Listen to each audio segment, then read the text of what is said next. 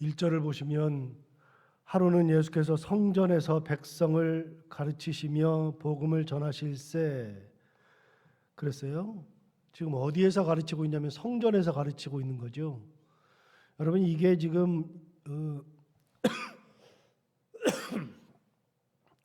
누가복음이 몇 장에서 끝나냐면 24장에서 끝나거든요.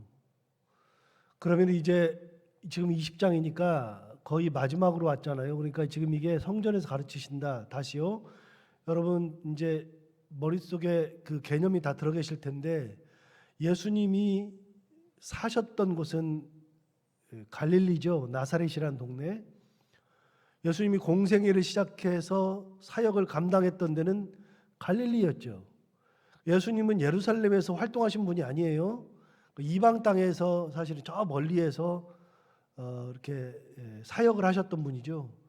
예루살렘은 몇 번 올라갔느냐? 이제 곧 있으면 이제 요한복음이 나오는데 요한복음에 보면 6월절에 예루살렘에 가셨다라는 거 그게 3번 나오기 때문에 예수님이 3년 1년에 한 번씩 6월절이 오니까 3년 동안 공생애를 하셨다라고 얘기하는데 그게 이제 곧 있으면 요한복음에 나옵니다. 이제 6월절이라는 말이 3번 나오거든요. 그래서 3년이라고 추정하는 거지 실제 어떤 기록이 있어서 예수님이 공생애를 3년 했다는 것은 아닙니다. 학자들이 이제 6월절이라는 단어를 보고 3번을 예루살렘에 올라가셨으니 3년 하셨지. 자, 그렇다 그러면 3년을 6월절을 지키러 예루살렘에 올라가시는 거예요. 그러면 예루살렘에 올라가시는 길에 거기에서 사람들을 만나고 예루살렘에 올라가서 성전에서 이런 일 저런 일이 있고 그래서 예수님은 잠시만 1년에 한 차례씩 예루살렘에 올라가서 활동을 하셨지 실제로는 갈릴리에서만 활동하셨단 말이죠. 그러면 이제는 지금 성전에서 가르치셨다 이거는 예루살렘에 올라가서 이제 성전에 들어갔다는 얘기인데 3번 중에 1번이잖아요. 그런데 지금 이게 몇 번째요? 3번째. 여기서 이제 돌아가시니까. 마지막이죠. 이 6월절 기간에 잡혀서 죽잖아요. 그러니까 얼마 남지 않았어요. 예수님께서 며칠만 있으면 십자가에 달려서 돌아가시는 때가 와요. 그러니까 우리가 성경을 볼 때 장수가 기니까 개념이 없으면 뭐 성전에서라는 말도 잘 그냥 안 들어오고 뭐 6월절이라는 말도 안 들어오고 뭐 별로 예루살렘이라는 말도 별로 안 들어오고 그냥 뭐 사건들만 읽고 끝나는데 사실은 개념을 가지고서 보면 하나하나가 다 의미가 있죠. 이거는 마지막 예루살렘 방문이에요. 여기서는 이제 돌아가시는 것만 남았어요. 그러니까 이게 마지막이라고 생각을 해보면 오늘 본문을 읽을 때 달라져요. 왜 다르다고 얘기를 하냐면 여러분 마지막이라고 생각하면 어떻게 돼요? 내가 이게 진짜 마지막이다. 그럼 어떻게 돼요? 하나를 해도 의미가 다 있죠. 내가 고향을 떠나올 때, 결혼을 할 때, 엄마 품을 떠날 때, 아빠 품을 떠날 때 그때 오늘이 마지막 저녁이다. 내일이면 내가 이제 결혼해서 이제 남편이랑 살아야 된다. 그래서 마지막 밤을 집에서 보낼 때는 감정이 다르잖아요. 뭐 내가 무슨 뭐 공무원 생활을 했다거나 군대 생활을 했다거나 뭘 했거나 마지막 그만둘 때 회사를 다니다가 그만둘 때 마지막 날 오늘만 지나면 내일은 끝이다 라고 생각하면 다르잖아요. 뭐 당장 내일이 아니라도 1년 전만 해도 내가 이제는 마지막 해구나 라고 생각해 보면 마음이 다르잖아요. 그럼 예수님께서 지금 성전에서 가르친다고 할 때에는 평소랑 달라요. 이게 지금 마지막 예루살렘의 길이고 여기에서 이제 돌아가시는 길밖에 안 남았으니까 이제는 예수님에게서도 굉장히 남다른 그런 거죠. 자, 그러면 이걸 생각하고서 1절을 다시 한번 읽어볼까요? 하루는 예수께서 성전에서 백성을 가르치시며 복음을 전하셨다. 자, 이 성전에서 백성을 가르칠 때 이 마음, 복음을 가르칠 때 이 마음, 여러분 이 마음은 다른데 그런데 재밌는 게 있어요. 다시 읽어요. 하루는 예수께서 성전에서 백성을 가르치시며 복음을 전하셨다. 이게 뭐죠? 예수님의 3대 사역을 제가 말씀드린 적이 있는데 성경에 나오니까 예수님은 3가지를 하셨다 그랬어요. 하나는 뭐요? 가르치셨다. 두 번째는 천국 복음을 전파하셨다. 세 번째는 병자를 고치셨다. 이게 어디 나오는 거예요? 복음서 앞부분에 나와요. 앞부분에 마태복음에서도 앞부분, 마가복음에서도 앞부분에서 예수님이 3대 사역을 꼭 얘기를 해줘요. 세 가지는 천국 복음을 전파하신다, 백성을 가르치신다, 그 다음에 병자를 고치신다. 이 세 가지 외에는 안 하셨다 그랬잖아요. 그리고 쉴 때가 있으면, 잠시 쉴 기회가 있으면 기도하러 가셨다. 먹을 때는 누구랑 먹었느냐? 세리나 죄인들이랑 먹었다. 그러니까 예수님은 굉장히 루틴한 생활을 했어요. 그거 외에 한 일이 없어요. 그러니까 예수님은 딱 보면 답이 나와요. 사람들이 몰려있다? 아, 사람들과 같이 가르치시고 계시구나. 천국 복음을 전파하시는구나. 혹은 병자를 고치시구나. 예수님이 뭘 드신다. 그러면 백성들과 같이 먹거나 죄인들이나 세리와 같이 먹거나, 예수님이 안 보인다. 그럼 뭐 하고 계세요? 기도하고 계세요. 밤새 기도하시거나, 아니면 밤이 그 야밤에 사역이 끝났을 때 기도하시거나.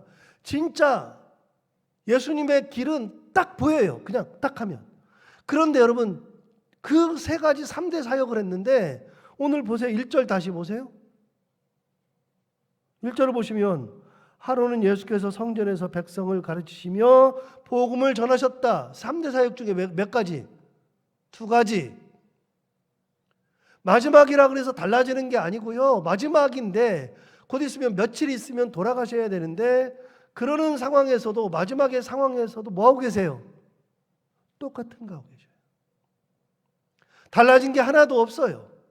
동일한 것을 지금 하고 계세요. 그러니까 우리가 세상 살면서 달라질 게 별로 없다는 거예요. 예수 믿으면서 뭐 특별한 게 별로 없다는 거예요. 오늘 내가 죽어도, 오늘 내가 세상의 끝을 봐도 내가 하나님의 자녀로 살아가는 거 바뀌는 게 없어요. 기도의 자리를 지키는 거고요. 은혜를 나누는 자리를 지키는 거예요. 그러니까 은퇴했다고 끝이 아니고요. 은퇴라고 하는 것은 그냥 현장에서 일하는 것에서의 은퇴지 다른 게 아니에요. 은퇴했다 그래서 끝이 아니라 계속해서 하는 게 뭐예요? 기도의 자리를 지키고, 은혜를 나누는 자리를 지키고, 그리고 말씀 듣는 자리를 지키고, 예배의 자리를 지키고. 동일한 거예요. 은퇴했다가 달라지는 것은 딱 하나예요. 현장에서 일하는 거에서 뒤로 물러서는 거예요. 그런데 기도의 자리를 지키는 거니까 동일한 거죠. 말씀을 듣고 예배 드리고 은혜를 나누고 동일한 거예요. 당장 내일 천국에 가도 우리의 삶은 변하는 게 없어요. 그때도 우리가 해야 되는 거, 하나님을 찬양하고 많은 사람들을 위해서 기도하고 내가 가진 것을 사람들과 나누고, 그런 거는 변함이 없어요. 예수님 보세요. 저는 예수님 보면 진짜 한결같다라는 생각을 하는데요. 변함이 없어요. 곧 돌아가시는데도 불구하고 이렇게 자기 것을 나누고 있어요. 자기가 할 수 있는 거 마지막까지 복음 전파, 백성을 가르치는 거, 병자를 고치는 거. 다 귀찮다 싶은데 다 귀찮은 게 없어요. 끝까지 그 자리를 지키고 계시는 예수님. 그래서 이렇게 보면 이런 똑같은 그런 얘기가 나와요. 뭐 백성을 가르친다, 복음을 전파한다, 똑같은 얘기가 나와도 어디에 본문이 있느냐에 따라서 느끼는 감각이 굉장히 다르거든요. 자, 그럼 1절을 다시 봐요. 하루는 예수께서 성전에서 백성을 가르치며 복음을 전하실세 대제사장들과 서기관들이 장로들과 함께 가까이 와서 말하여 이르되, 당신이 무슨 권위로 이런 일을 하는지, 이 권위를 준 이가 누구인지 우리에게 말하라. 자, 예수님은 곧 있으면 잡혀서 돌아가시는데, 그런데 예수님 앞에 시비를 거는 사람들이 생겼는데, 대제사장들, 서기관들, 장로들, 자, 당시의 종교 지도자들이 와서 시비를 걸었어요. 뭐라고 그러느냐? 당신이 무슨 권위로 이런 일을 하느냐? 누가 이 권위를 당신에게 주었느냐? 곧 돌아가시는 분에게 누구 권위로 이렇게 하느냐라고 묻는 거예요. 그들은 생각할 때 예수님이 성전에서 가르치면 안 돼. 성전에서 누가 가르쳐야 돼요? 우리가 가르쳐야 돼. 우리가 가르칠 때 사람들이 몰려들고, 내가 가르칠 때 사람들이 거기에 탐복하고 감동하고 결단하고 그래야 되는데, 사실은 이런 사람들이 가르쳐봐야 사람들이 몰려들질 않아요. 근데 예수님이 가르친단 말이죠. 그러니까 이 사람들이 놀라는 거예요. 당신 도대체 무슨 권위로 이렇게 하느냐? 누가 이 권위를 줬느냐? 무슨 말이에요? 우리 중에 누가 당신한테 이런 권위를 줬느냐? 그 말이죠. 자, 그들의 관심은 어디 있느냐? 권위를 따지고 있어요. 이 권위는 우리가 줘야 돼. 우리 기준에 보니까 당신이 이렇게 하는 것이 맞지 않아요. 자, 이걸 대답하면 뭐라고 대답해도 문제가 돼요. 3절 보세요. 예수님이 대답하시는 걸 보세요. 대답하여 이르시되 나도 한 말을 너희에게 물으리니 내게 말하라. 요한의 세례가 하늘로부터냐 사람으로부터냐 그랬어요. 여러분 대답을 하기 전에 나도 한번 물어볼게 그러면서 물어봤어요. 요한의 세례가 하늘로부터 주는 세례냐 사람으로부터 주는 세례냐? 요한의 세례. 자, 그 말을 이 사람들이 대답을 해야 돼요. 그럼 내가 대답할 거다 그랬으니까 이 사람들이 대답해야 돼요. 4절 보세요. 5절 보세요. 그들이 서로 의논하여 이르되 만일 하늘로부터라 하면 어찌하여 그를 믿지 아니하였느냐 할 것이요 만일 사람으로부터라 하면 백성이 요한을 선지자로 인정하니 그들이 다 우리를 돌로 칠 것이라 하고 대답하되 우리 어디로부터인지 알지 못하노라 그랬어요. 자, 설명해 드릴게요. 무슨 말이냐면 그들이 대답할 때 서로 의논을 해. 의논을 할 때 예수님이 물어봤잖아요. 요한의 세례가 하늘로부터 요한이 주었지만 하늘로부터 주는 세례냐 사람이 주는 세례냐? 자기들끼리 의논해요. 하늘로부터라고 하면 어떤 일이 벌어지냐? 요한을 못 믿어. 야, 요한 선지자인데 요한을 못 믿냐? 그럼 요한은 어디 갔어? 이렇게 대답할 거예요. 두 번째, 사람으로부터라 하면 사람들이 요한을 선지자라고 말하는데 요한을 잡아 죽였잖아요. 얼마 전에 잡아 죽였잖아요. 그러면 이 사람이 사람으로부터 세례를 줬다 그러면 선지자라고 하는데 선지자를 잡아 죽였으니 너희들이 선지자를 잡아 죽였네. 그래서 돌로 쳐 죽일 것 같아 우리를. 자, 그러니까 뭐로 대답해도 안 돼요. 하늘로부터라고 하면은 사람을 왜 요한 못 믿어? 사람으로부터라 그러면 선지자라 그랬는데 너희들이 잡아 죽였어? 너희들도 죽어야 되겠네. 그러고 돌려 쳐. 아무 대답을 못하게 생겼어요. 그러니까 뭐라 그래요? 의논한 후에 자 봐요. 5절을 보세요. 5절을 보시면 그들이 서로 뭐 했어요? 의논했어요. 의논했어. 서로 간에 의논해가지고서 이런저런 말을 해보니까 말을 하면 안 되겠어요. 그래서 7절에 뭐라 그러냐? 대답하되 어디로부터인지 알지 못하노라 그랬어요. 그러니까 8절 예수께서 이르시되 나도 무슨 권위로 이런 일을 하는지 너희에게 이르지 아니하리라. 나도 말 안 한다. 자, 보세요. 예수님도 너 무슨 권위로 받았어? 누가 이런 권위를 줬어? 그랬을 때 예수님이 하나님이 주셨다 그러면 사람들이 뭐라 그럴까? 이 불경한 사람 아니야 이 사람이.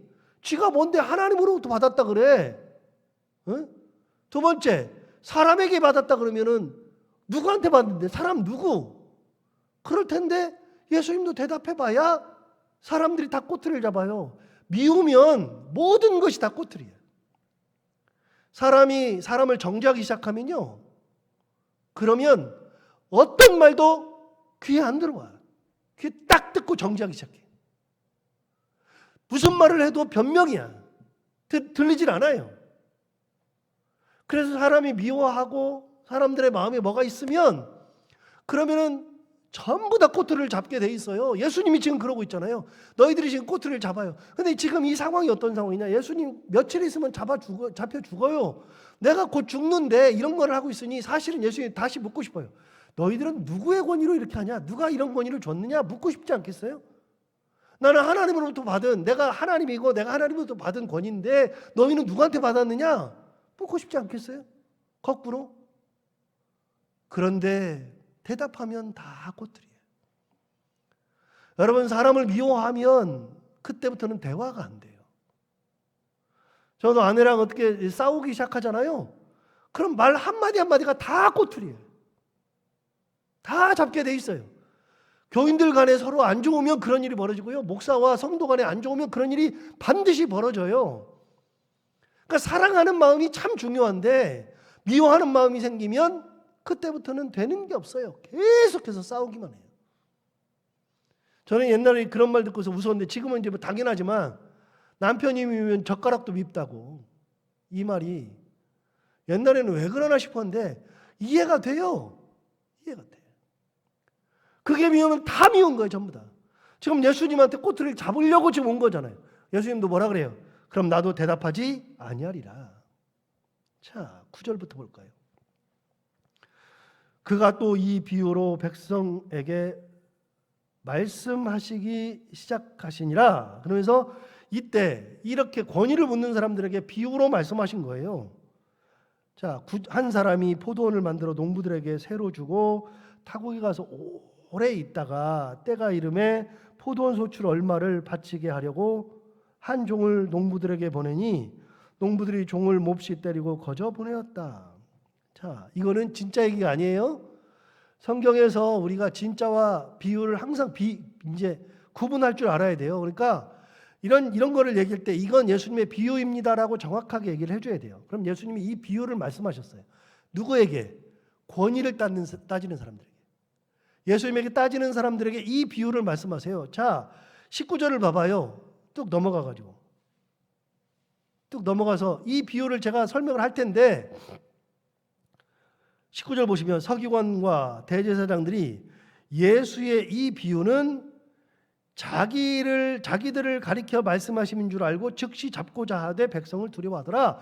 그러니까 서기관과 대제사장들이 이 비유를 딱 듣자마자 자기들을 타겟으로 한 비유인 줄 안 거예요. 자, 자기들이 뭐 하는 사람들이 지금 너 권위 어디서 났어? 누가 권위 줬어? 그 말을 했을 때 예수님께서 나 대답 안 해. 그러면서 그 사람들에게 비유로 말씀하셨는데 비유를 들어보니 자기들에게 한 얘기야. 우리한테 한 얘기네. 그래서 마음이 불편해가지고 잡아서 죽이고 싶은 마음이 생길 정도의 비유. 그럼 어떤 비유냐? 다시 9절부터 봐요. 그가 또 이 비유로 백성에게 말씀하시기 시작하시니라.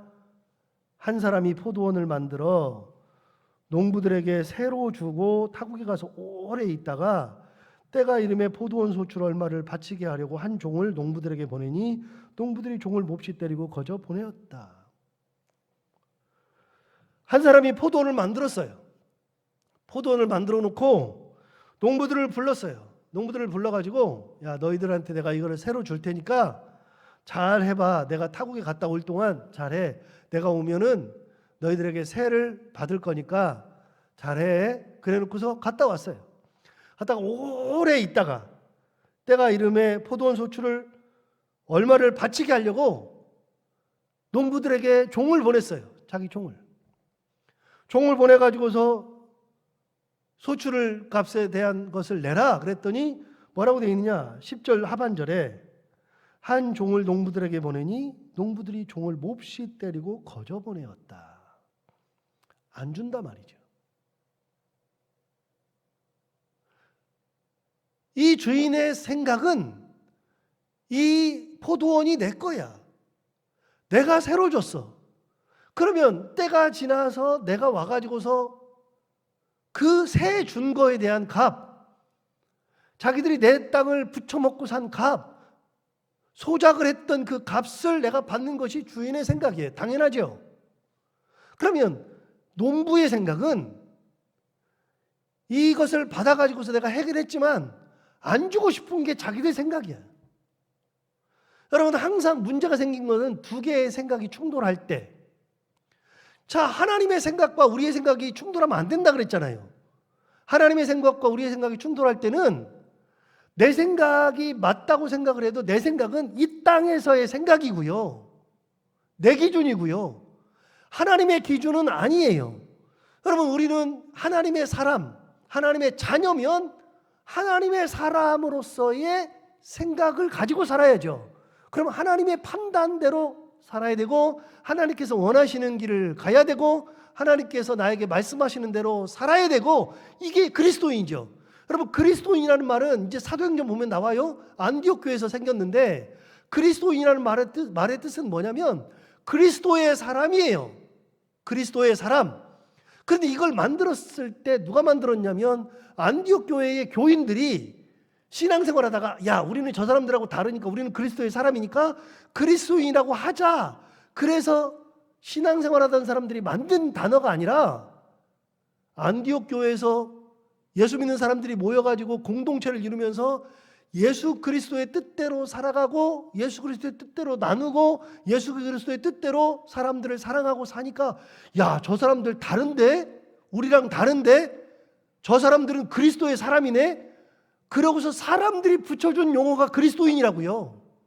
그러면 여러분, 우리는 그리스도인이라는 말은 그리스도의 사람이라는 얘기는 내가 세상 사람들의 생각을 가지고 살아가는 게 아니라 그리스도의 사람은 누구의 생각으로 살아요?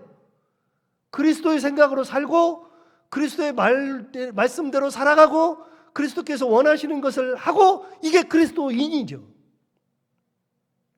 우리가 하나님의 자녀라 그러면 내 생각대로가 아니라 하나님의 생각대로 살아야죠. 하나님이 말씀하시는 대로 하고 살아야죠. 여러분, 포도원의 그 주인이 소작을 줬으면, 나는 소작농이면 내 뜻이 먼저가 아니라 누구 뜻이에요? 소작을 준 주인의 뜻 가지고 있어야죠. 그런데 여러분, 충돌하면, 항상 충돌하면 두 개 뜻이 충돌하는 거예요. 여러분, 남편과 아내가 싸울 때 보세요. 왜 싸워요? 하나가 뜻이 하나일 때는 안 싸워요? 언제 싸워요? 다를 때 싸우는 거예요. 서로 내 것이 맞다 그럴 때. 양보를 하면 안 싸워요. 여러분, 주인의 뜻은 뭐냐면 내가 줬으니 거기에 대한 것은 내가 받아야 된다. 소작농은요, 주는 것은 당연하지만 안 주고 싶다. 그러니까 어떻게 해요? 종을 보냈더니 종을 실컷 때리고 능욕하고 보내버렸어요. 두 번째 11절, 다시 다른 종을 보내니 그도 몹시 때리고 능욕하고 거저 보내었다. 두 번째 종을 보냈는데 다시 때리고 능욕하고 돈 하나도 안 주고 거저 보냈어요. 두 번째. 자, 세 번째 봐요. 12절, 다시 세 번째 종을 보내니 이 종도 상하게 하고 내쫓은지라. 여러분, 세 명의 종을 보냈는데 세 명 다 때리고 능욕하고 거저 다 보냈어요. 무슨 뜻? 안 주겠다. 안 주겠다. 여기서 끝나면 좋은데, 주인이 양보하면 좋은데 주인이 양보하겠어요? 자, 다시 생각했어요. 13절, 포도원 주인이 이르되 어찌할까? 내 사랑하는 아들을 보내리니 그들이 혹 그는 존대하리라 하였다. 자, 이제는 종을 보내니까 그렇게 하니까 내 아들, 하나뿐인 내 아들을 보내면 나를 보낸 것, 내가 온 것과 똑같이 생각하고서 그를 존대해 주리라 생각하고 그 아들을 보내요. 이제 자, 아들을 보냈으니까 돈만 주면 되잖아요. 이렇게 소작한 거에 대한. 그런데 14절 보세요. 농부들의 생각이 나와요. 농부들이 그를 보고 서로 의논하여 이르되, 자, 혼자 생각이 아니에요. 농부들이 그를 보고 서로 의논하여 이르되, 뭐라 그러냐면 이는 상속자니 죽이고 그 유산을 우리의 것으로 만들자 하고 포도원 밖에 내쫓아 죽였느니라. 얘만 없으면 돼. 얘 없으면 이 땅은 결국 우리께 돼. 얘를 죽여버리지 뭐. 내쫓으면서 죽여버렸어요. 자, 이제부터는 일이 심각해졌어요. 15절, 포도원 밖에 내쫓아 죽였느니라. 그런즉 포도원 주인이 이 사람들을 어떻게 하겠느냐? 와서 그 농부들을 진멸하고 포도원을 다른 사람들에게 주리라 하시니 사람들이 듣고 이르되 그렇게 되지 말아지이다. 사람들도 알았어요. 이렇게 되면 안 된다. 알았어요. 그런데 포도원 주인이 와서 그 농부들을 진멸하고 포도원을 다른 사람들에게 준다는 거예요. 자, 이게 예수님의 비유예요. 예수님의 비유. 하나뿐인 아들을 보냈는데 그 아들을 죽여서 내쫓아 버렸다. 내 거라고 생각한다. 그러니까 주인이 사람을 보내서 그 사람들을 진멸하고 포도원을 다른 사람들에게 준다. 여러분, 이게 누구예요? 예수 그리스도죠. 누가 죽여요? 대제사장들과 서기관들과 장로들이 죽이려고 하는 거죠. 비유로 말씀하신 거죠. 너희들이 나를 죽인다는 것을 비유로 말씀하신 거죠. 이 사람들이 딱 알아봤어. 아, 이게 우리를 보고 하는 얘기구나. 여러분, 이런 비유를 하는 데는 다 이유가 있는 거예요. 이유가. 내 뜻을 가지고서 하나님의 뜻을 맞추면 안 된다 그랬죠. 내 거에다가 하나님의 것을 맞추고 내 기도 제목에다가 하나님을 맞추고 그러면 안 된다 그랬잖아요. 그게 그렇게 되는 게 아니라 하나님의 뜻에다가 내가 맞추고 내 기도 제목을 가지고 와서 하나님의 뜻에다가 집어넣고 하나님께서 내게 주시는 기도의 응답을 내가 받아야 되는 거지, 내 응답을 정해놓고 하나님 앞에 가서 기도한 다음에 내 응답을 받아오는 게 아니라 내가 원하는 것이 있어도 가지고 가서 하나님 앞에 내놓고 하나님 주시는 응답을 내가 받아가지고 돌아오는 게 기도.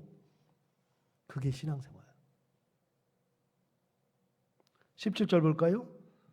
그들을 보시며 이르시되 그러면 기록된 바 건축자들의 버린 돌이 모퉁이의 머릿돌이 되었느니라 하며 어찌미냐. 자, 건축자들이 버린 돌이 버려버렸어요. 버렸는데 그 돌을 모퉁이 돌로 쓴 거예요. 모퉁이 돌로 귀하게 쓴 거예요. 아까 그랬잖아요. 그거를 다른 사람에게 다 줬잖아요. 다른 사람은 생각도 못했어. 나도 소장농 하고 싶어. 나도 소장농이 하고 싶은데 내가 받지를 못했는데 이 사람들이 죽고 나니까 이 사람들이 버려버려. 이 사람들은 버려버리고 그 버렸던 돌, 이 사람들이 소장농이 되는 거예요. 무슨 말이에요? 유대인들이 예수 그리스도를 버리니까 그 이미 버려졌던 이방인들이 유대인들 대신에 건축자의 모퉁이 돌로 변하는 거예요. 우리가 변하는 거예요. 우리가. 하나님의 뜻을 받지 않으면 버림받고 새로운 사람이 하나님의 뜻을 받는다 그 말이에요. 18절 무릇 이 돌 위에 떨어지는 자는 깨어지겠고 이 돌이 사람 위에 떨어지면 그를 가루로 만들어 흩으리라 그러잖아요. 이 돌 위에 떨어지면 다 그냥 부서지고 이 돌이 사람 위에 떨어지면 가루로 만들어 버릴 사람 그 돌이다. 무슨 돌? 버린 돌. 이미 버린 돌. 이방인들. 그 돌이 모퉁이 돌로 되어서 쓰임 받을 때가 올 거다. 자, 하나님의 뜻, 예수 그리스도의 뜻을 저버리는 사람들. 지금 이런 사람들에게 경고를 주시는 비유잖아요. 오늘 말씀처럼 예수 그리스도의 뜻과 내 뜻이 있을 때에는 항상 내 뜻을 접고 주님의 뜻을 가지고 살아가는 거예요. 주님의 뜻이 무엇인지 분별할 수 있는 지혜, 그리고 그 뜻대로 살아가는 그런 신앙생활을 하며 살아가는 저희들 되기를 바랍니다. 기도하겠습니다. 하나님 아버지 감사합니다. 오늘도 귀한 말씀으로 은혜 주셔서 감사합니다. 이 말씀처럼 하나님을 온전히 바라보며 살아가는 저희들 되게 하여 주옵시고, 혹여라도 우리가 우리 스스로를 돌아보되 우리가 혹시 나도 모르는 사이에 이렇게 예수님을 비난하고 예수님의 뜻을 거역하는 대제사장들, 서기관들, 장로들, 바리새인들의 반열에 가 있는 것은 아닌지 우리 스스로를 돌아보게 하시고 오로지 하나님의 뜻이 무엇인지 알고 하나님의 뜻대로 살아가는 믿음의 사람들이 다 되게 하여 주옵소서. 하나님 아버지, 우리가 건축자의 모퉁이 돌과 같은 존재들이 다 되게 하여 주옵시고 하나님 앞에 귀히 쓰임 받는 끝까지 하나님의 은혜 가운데 쓰임 받으며 살아갈 수 있는 저희들 모두가 다 되게 하여 주옵소서. 하나님 아버지, 오늘도 하루를 살아갈 때 이 말씀을 기억하며 살게 하여 주옵시고 해야 되는 것들을 기쁨으로 감당하고 만나는 분들과 함께 웃고 행복한 하루가 되게 하여 주옵소서. 예수님 이름으로 기도하옵나이다.